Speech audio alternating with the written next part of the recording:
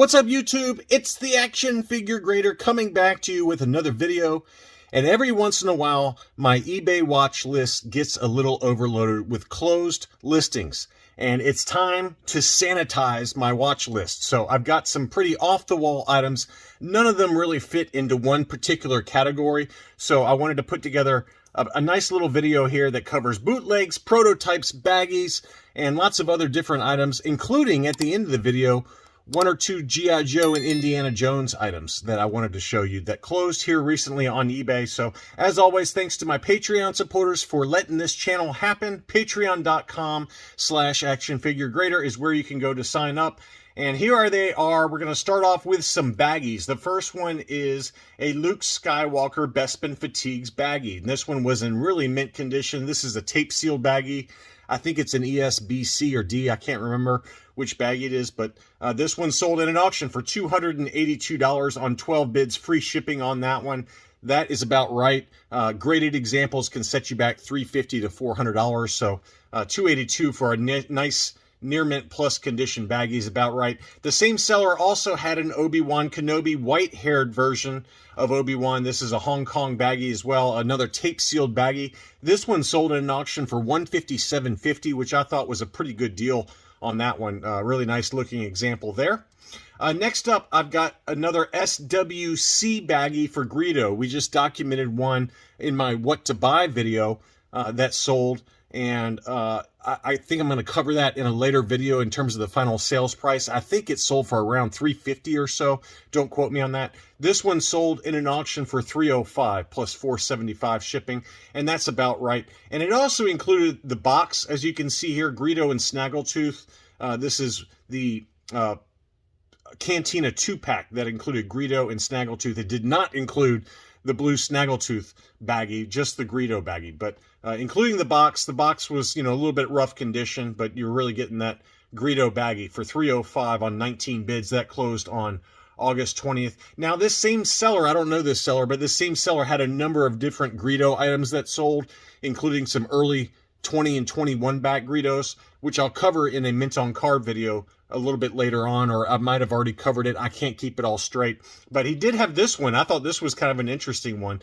This was an older case style from AFA. It was an AFA 80 archival case, and it's a Hong Kong Greedo, graded 80 again. But as you can see, one of the hands was unpainted. So I thought that was kind of an interesting variation there. And this one sold for $119 on 29 bids. It's interesting to me that AFA does not label it as such, as an unpainted hand, but sometimes the unpainted aspects of these Kenner figures, kind of a small factory error, don't make it on the way to the label. Unlike UKG and CAS, where they would properly label that. But I wish that AFA would do that, but that's just how they choose to kind of do it. They don't actually label unpainted parts to some of these figures. But that was an interesting one. That's something I hadn't seen before. But an unpainted hand Greedo AFA 80 archival case, old case style, that sold for about $120.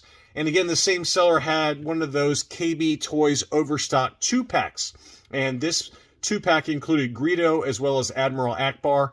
And as is common for these Overstock 2-packs, none of the accessories were included inside the blister. Sometimes they do, but very often they do not. And as always, they are pretty rough shape because they were just thrown in bins right at the end of the Return of the Jedi line when it was kind of going out of style originally.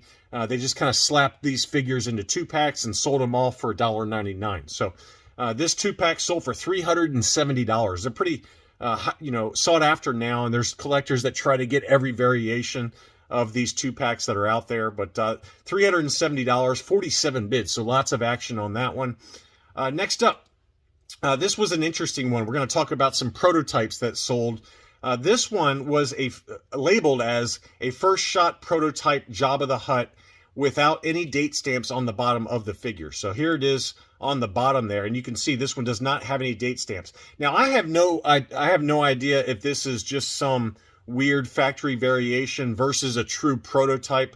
My gut says that based on the final sales price, that this was a true prototype. Usually there is like a stamp on the very bottom of Jabba there, but this one has truly no stamps at all. So the market seems to value this as a prototype, though, because it sold for $810 free shipping on that one. So not much information on there. The figure has no noticeable date stamp. The internet suggests the possibility of Kenner employee store pre-production or first shot. So this seller doesn't even know what he or she has. He just throws out a bunch of terms and says, it's for you guys to decide whether this is a prototype or not. And they put it at auction, and it sold for $810. So I would assume that it probably is a prototype, just given that it did sell for a fairly high number, but who knows. Next up, I've got some modern prototypes. This was a cool one. This one was a prototype Lobot, and this was in non kind of factory colors, blue finish for the arms as well as the head, as well as a clear translucent headpiece for Lobot there. And it did have kind of a weird divot on his chest there that indicates that this is probably an early stage prototype. And it also included a little Ziploc bag, although that's not kind of a factory baggie to my knowledge. But interesting looking prototype there. I have seen this prototype in other kind of colors, but I can't remember. I think this is a Power of the Jedi figure, if memory serves, and that kind of came out in 2000, 2001, somewhere in that ballpark. But this one sold over in the UK for $225 in a buy it now situation, which equates to $286 US dollars plus shipping on that one.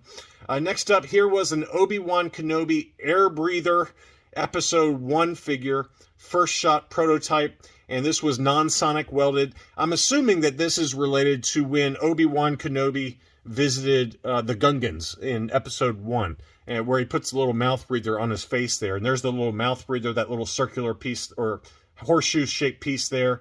But it's a true non-sonic welded figure. It included all of the parts for the figure. I don't know how you display this without putting it in some kind of custom case from UKG or CAS, but certainly an interesting prototype. That one sold for $152.50 plus $6.99 shipping. This was over in Hong Kong, so probably came from a factory worker, something like that. But kind of an interesting non-sonic welded prototype. And speaking of interesting prototypes, we talked about during my live stream, my Patreon exclusive live stream, how there are Gentle Giant prototypes that are out there. And then this one came up for sale in an auction from Hong Kong.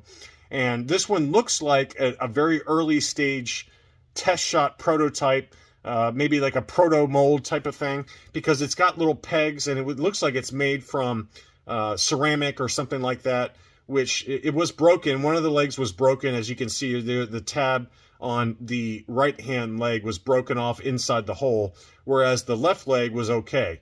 And, you know, so it wasn't in the greatest condition, but probably a very, very early engineering prototype. One of the legs was snapped off as well, yeah, you know, down by the ankle area. But this is a Gentle Giant prototype, and a very early stage one as well. So very interesting item. That one sold from Hong Kong in an auction for $810 free shipping. So they are very, very expensive. We've documented on the channel in various videos kind of unpainted later stage first shots, but this one would be kind of like a engineering mold type of thing, where it's probably made from not plastic, but some kind of ceramic material. But certainly an interesting item. $810 took that one home. I've got a few autographed CGC 9.8 Yellow Series comics that I wanted to talk about, and the first one is one that I believe I had in the What to Buy video. And Carrie Fisher's autograph is very quickly becoming Stan Lee's autograph in terms of prices.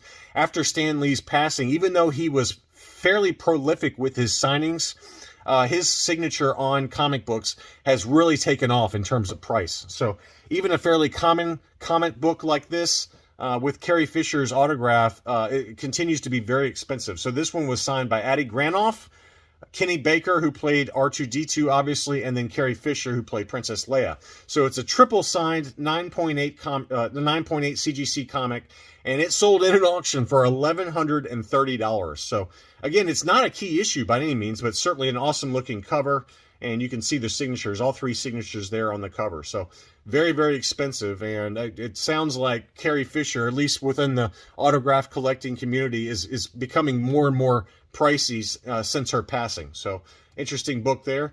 This I thought was a great deal. This one is a Star Wars magazine, and it's related to the release of Rogue One. And apparently there are two different covers that existed, one with the Rogue One Rebels team, and then one with the Empire team. So this is obviously the Rebels team, and this one was signed by Alan Tudyk, who played K2SO, Riz Ahmed, who played Bodhi Rook, and then also Forrest Whitaker. And so it did not have, I forgot her name now, but the Jyn Erso, who, I can't remember the actress who played Jyn Erso, but it had Forrest Whitaker and then K2SO and Bodhi Rook who signed this one. So it's a triple signed CGC 9.8 Yellow Series newsstand. And as the label says, there's two different newsstand covers that exist. Felicity Jones is her name. My memory is not what it used to be. And then there's obviously an Empire cover that has Director Krennic on there as well. So pretty interesting book, and it sold at an auction for $204.50, which I thought was a fantastic deal for a CGC 9.8 book triple signed. So really awesome deal there on that one. Last up, in terms of the comics, before we dig back into some other kind of Star Wars items, this one is The Mandalorian Season 2, Issue Number 1, signed by Adi Granoff as well. And this is a great looking cover, and if you guys remember Season 2, Episode 1, that was that sandworm battle that started it all off. And this is a pretty great looking cover that shows the Mandalorian holding Grogu with the sandworm behind him. And as you can see, it's signed by Adi Granoff in kind of a sand color there. So it's a very, very cool book. And again, a CGC 9.8 Yellow Series. That one sold for $185.50. Now, given my choice, you know, this one sold for about $200. This one sold for about $200. I'd take this one all day long to get the three signatures on that one. That was a really nice example there, and a really good buy. But this one's certainly a nice looking example. I still think that this one will probably come back down because the Mandalorian Season 2 adaptation has just started. The very first issue came out in August this month. So I can expect these books to probably drop in price just a little bit over time. Next up, I got some bootlegs, Polish bootlegs. This is a third generation Zuckus in the gold and yellow, a fairly common example, but I thought this was a great price. It sold for 40 pounds in an auction, which is $50 and change, plus shipping on that one. So about $100 after shipping if you're here in the U.S. But only one bid on that one. Again, that's a pretty cool looking color combination, but a fairly common color combination. It's not nearly as hard, this one's is much more common than the lime green example that's out there that was from the 1995 era for these Polish bootlegs for Zuckus. But that's a great deal, 40 pounds. Next up was a third generation Luke Skywalker X-Wing pilot. That one sold for 102 pounds, which is $129 US, almost $130 US. That's about the going rate for that one, but that was in near mint condition. And then finally was the Biker Scout in the gray and black combination, kind of a stealth color for this Biker Scout. This is one I do have in my collection. This one sold for 112 pounds, which equates to 142 US dollars. Biker Scouts are very, very popular among the Polish bootleg collectors, and that's a great looking color combination. I really like that black and gray color combo.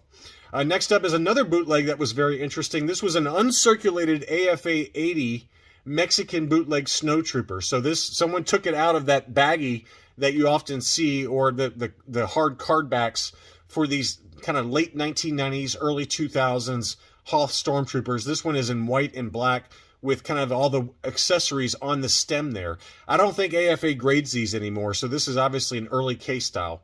And let's see if we can find the label on it.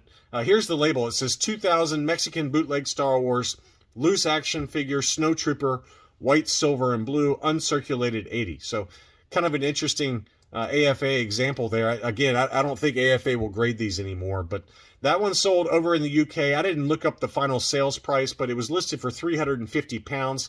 Best offer accepted, which is 445 US dollars. I assume it sold for probably around 400 US, somewhere in that ballpark. But very interesting that AFA would grade this because they won't do that anymore. Very cool item, though.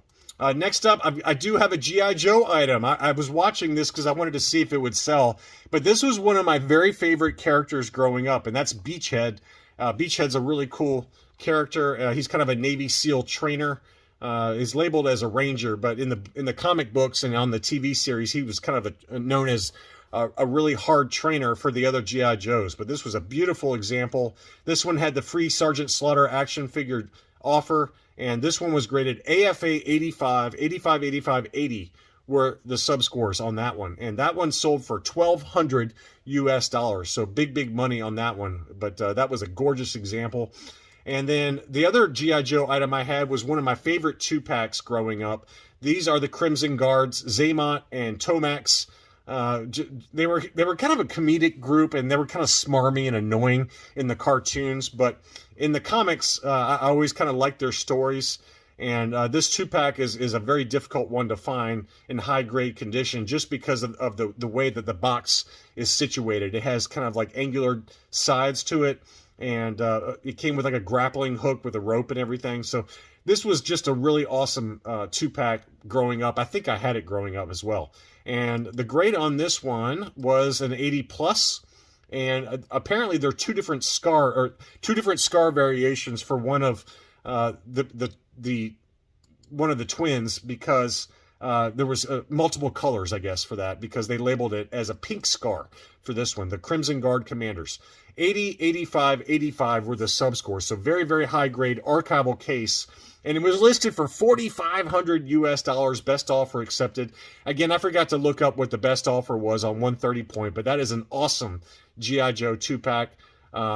It's just really cool to look at some of these when they come up for sale, because something this high of a grade is pretty rare. And then I think finally I've got 2 pre-production Indiana Jones toys that I wanted to show you. This is the Well of Souls proof sheet graded AFA 90. So this is a pre-production kind of chromalin that shows how the packaging was going to be designed for the Well of Souls from the vintage Kenner Indiana Jones Raiders of the Lost Ark line. But AFA 90, what an incredible item. This is the kind of thing you usually see on Hakes, not on eBay. But that one was listed for $6,500. Best offer accepted. And the same seller also had the Indiana Jones Map Room Chromalin graded AFA 90 as well. That one was listed for $10,000 with a best offer accepted. So the Indiana Jones line of toys continues to command big prices. I actually did have a video that I did maybe a month or two ago, right around the release of Indiana Jones 5 on the channel, in case you want to look that up on the channel. So very interesting sales, though, for early pre-production chromalin proof cards for the Indiana Jones line of toys. So anyway, just clearing out my watch list. I thought it would be kind of fun to kind of show you a bunch of different items. None of them kind of fit into a particular category, but there were some big boy items that definitely sold on eBay here recently. Thanks as always for watching, and I'll be back soon.